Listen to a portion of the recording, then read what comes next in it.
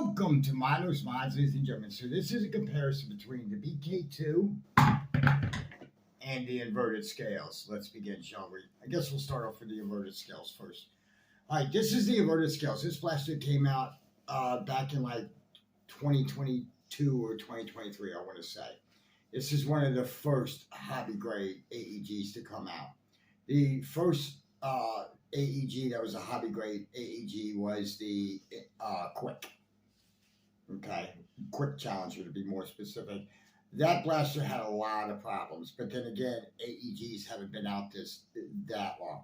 AEG basically stands for automatic electric blaster.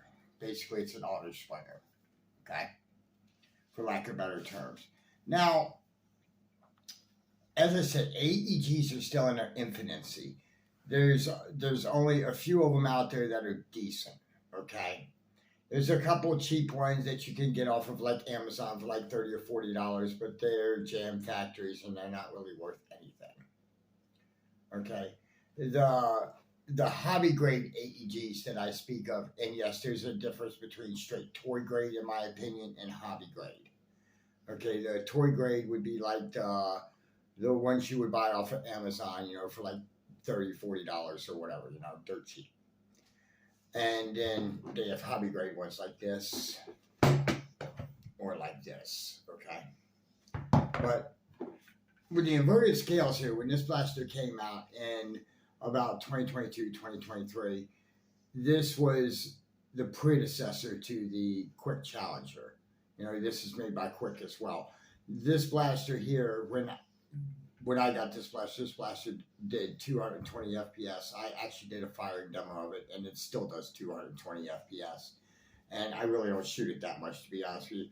I mean, it's a really nice blaster. The one thing about this blaster that I like and everybody likes, it takes talons, okay?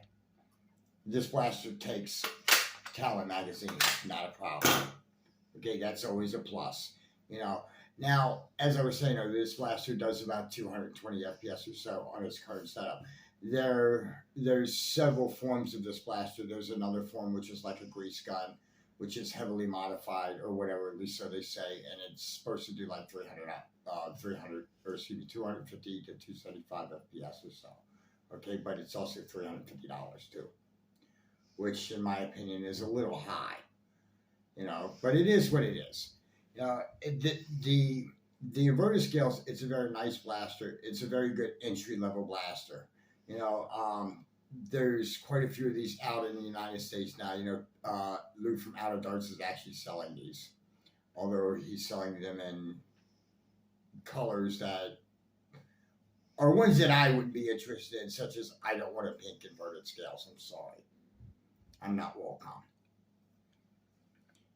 But to each his own, and I won't crap on somebody else's color choice or whatever. Personally, I would have liked a white one of these, to be honest with you, because that would have been pretty sick. To have a white one of these, I mean, really, it truly would have been nice. Now, this blaster here, it definitely has the form factor, it definitely has the feel. And this blaster here on full auto does about 8 darts a second, I want to say, and that's by my eye, so it may be a little off, and I do apologize if it is, but for 220 FPS, this blaster costs $250, straight out of China. If you buy this blaster on like Luke from Out of Darts, he's going to charge you more. Okay, that's why a lot of times I buy my stuff ahead of time just straight out of China, because I can usually get a better price than free shipping. That's the main reason for that, and this one came from M416. So, I mean, it's a really nice blaster, it truly is. And this was my first taste into AEGs, because I don't own a Sweetheart Storm just because I don't want one, because I don't see the need to buy a $500 AEG. I mean, granted, it's a 300 FPS AEG, or at least so they say, but I don't need one. I have a Saber, for Pete's sakes. I have an HPA blaster, so why would I need an AEG? That costs $500. And aside from that, the Sweetheart Storm has problems with the fuses. It always blows fuses for some reason. Is what it is. But the thing about AEGs that is so interesting is the firing system. The original AEG or the first Nerf version was actually the Stampede. Okay, but the Stampede was just dog water unless you modified the crap out of it to actually shoot decent. You know, the thing about auto springers is that they're damn accurate right out of the box. And if you put, you know, just a simple scar like this one, they're even more deadly. In my opinion, AEGs are basically used for like CQB rounds, you know, or if your club is shooting less than 250 FPS, then it would definitely be nice to be an AEG, you know, because they can go semi and full automatic. You know, I mean, these AEG blasters are just fabulous, but yet they're still in their infancy. I can't wait to see somebody actually perfect these things. Okay. Now let's go on to the BK2. The BK2 came out this year. The original blaster was known as the BK1. It was about $100 when it came out, but the BK1 was a jam factory. I mean, literally a jam factory. So much so that it didn't sell very well. So what they did was that they retooled it. Okay. When they retooled it, they actually fixed all the jamming issues. I ran a couple hundred darts through this thing, and I haven't had a single jammer malfunction yet. Okay, the only bad thing about this blaster is this right here. It takes proprietary magazines. Okay, I know how you people in the community are upset about that all the time. Now, I can tell you there are people in the community that are trying to get this blaster to take downs, and I think they've succeeded, although I haven't really checked in on it yet in a while. I mean, it's a rather nice blaster. It definitely, certainly is. It definitely has the form factor. It has the feel. It's basically like a cut down AR-15 in a way, you know. Nice extendable stock. You know, I mean, it definitely is nice. It is a sweet little blaster. This blaster cost $155. This blaster was released this year. This blaster does 170 to 180 FPS out of the box.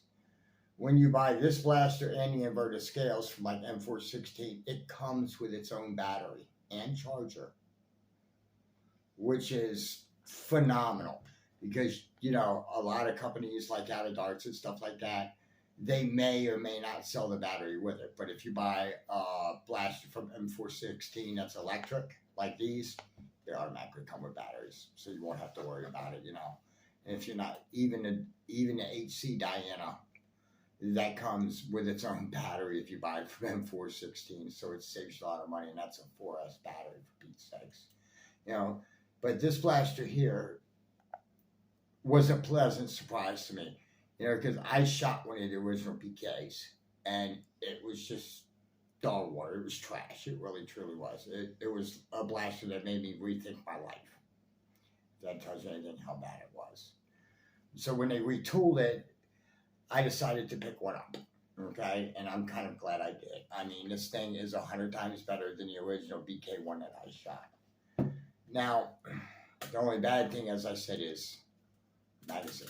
It's proprietary. You can't stick a Talon in there. It's close, but not quite there. I mean, if you hollowed out the mag, well, maybe it might take it, or maybe somebody will come up with an adapter of some sort for it, you know, which would be awesome. Now, both blasters have unjamming features. Like for this one, it's got a jam door here and on this charging handle on the side. So if you pull this back, it exposes the bolt and you can free whatever jammer malfunction you have, which is really nice. The inverted scales has a D-prime lock. It's all the way up here. You'll have to pull the trigger. It'll come back just enough and you can D-prime it. And also clear for jams and malfunctions as well. Now, I've had no jams with the inverted scales or with the BK2. I have had to repair my inverted scales once, and that was just because the XT30 connector, I had to actually cut in a new XT30. It didn't take me much, you know, to do it. And what I did was I just got a new XT30 connector, and I used heat shrink tubing and shrunk it together, and it works fine. So with all that being said, now, as I said, the problem with AEGs, there's not many of them out there. there's going to be more. I've seen listings that have come out of China, and again, these are just things that I've seen and noticed. I've seen listings in China for an AEG links. Could you imagine that? A nice AEG links that does about 250, 300. I'd be all over that, just saying. You know, now Worker won't do an AEG, or at least I don't think they ever will. Reason being is the technology is not perfected enough, and Worker is all about perfection and making great quality blasters. So I seriously doubt we'll see an AEG from Worker anytime soon. But so far, right now, just for the hobby grade AEGs, we have the BK 1S and 2S. We have the inverted scales, the modified inverted scales, and we have the Sweetheart Storms. Now, again, as far as price range, this is the cheapest option right here at $155. And I know some of you guys, even me mentioning that much money is stretch for some of you, and I get it, because everybody's financial situations are different or whatever, but like I said, this is the cheapest option at $155. The next cheapest option would be this one at $250. The modified version of this, which looks like a grease gun, is about $300 to $350, and of course the Sweetheart Storm is about $500. Some of the problems with AEGs are getting parts for them. This one uses pseudo airsoft parts, so if it breaks, you could probably get airsoft parts and fix it with that. Okay, this one here, if switches or something like go out in this, yeah, I'm sure you could find a replacement switch somehow, but you would have to do some serious research on what to get. There's not many companies that'll make parts for these. Now, I know that there is upgrade kits for this blaster here already, such as you'll get a longer barrel and stronger motors. Okay. This one here, there already is one upgrade kit for it. It's a barrel upgrade. It'll extend the barrel out to maybe about here. What it is it's the barrel for the BK1, and it fits on the BK2 as well, because underneath the shroud, it's got like a quick disconnect collet. So if you remove the shroud, which is just like a couple screws here, here, and here, this whole shroud comes off, and then the barrel plugs right out. You can plug a new barrel in. It's not hard. It's pretty easy to do. And I have a feeling that this blaster's under barrel to begin with. So if I change out the barrel, which I do plan on doing, I'm going to probably get about 200 FPS out of it. So this blaster here will almost hit as hard as my inverted scales, which is really nice.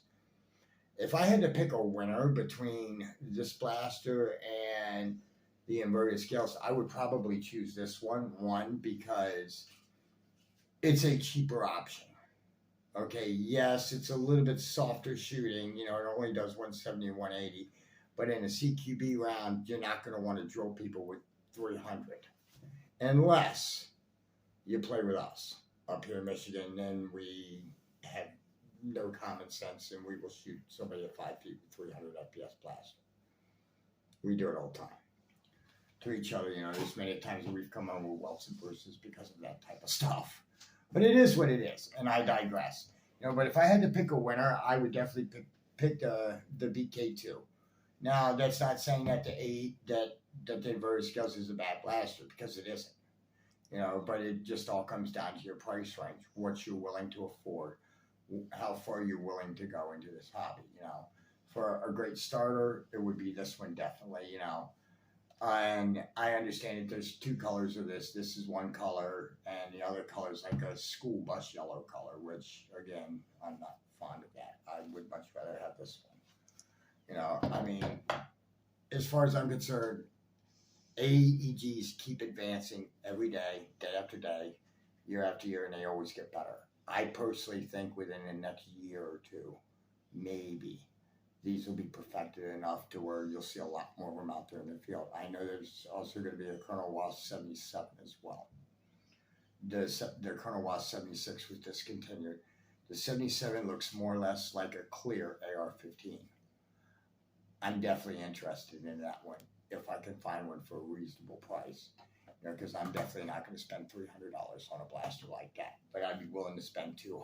I'm just saying. Or now, you know, maybe $250, just depending on the speed of it and the performance of it and how good it performs. I know the original Colonel Wass Firefly or Colonel Wass 76 didn't do that well, just because it had many issues. And the way I look at AEGs and all electric blasters is, don't buy the first iteration. The reason being is the first iterations, more or less, they're all just like prototypes. Like the first iteration of the Sweetheart Storm didn't do that well. The same thing with the Quick Challenger. That one had a lot of problems. The first iteration of this one had a lot of problems. This is now the second or third generation of this blaster. This is the second iteration of the Challenger. Okay. The new Sweetheart Storm Breakers, that's the second iteration of the original Sweetheart Storm. You know, and the 77 will replace the 76. Is what it is. So if you're looking for an AEG, don't buy the first generation if you can. Always buy the second or third generation. That way you'll save yourself a lot of time and headache, because what happens is that, like with this blaster, when it came out, it had problems originally and they fixed it all. The first generation is more or less a test bed for the second and third generation that'll follow it. Because they'll take the platform and they'll be like, well, this is the problems that everybody figured out with it, so let's fix those problems. You see what I mean? Customer service in a nutshell, basically. But in any event, if I had to pick one, I would probably pick the BK2, just because it seems like a more refined product, you know. But in any event, ladies and gentlemen, thank you so much for watching my comparison between the BK2 and the inverted scales. And until next time, this is Smiler's Mods signing off.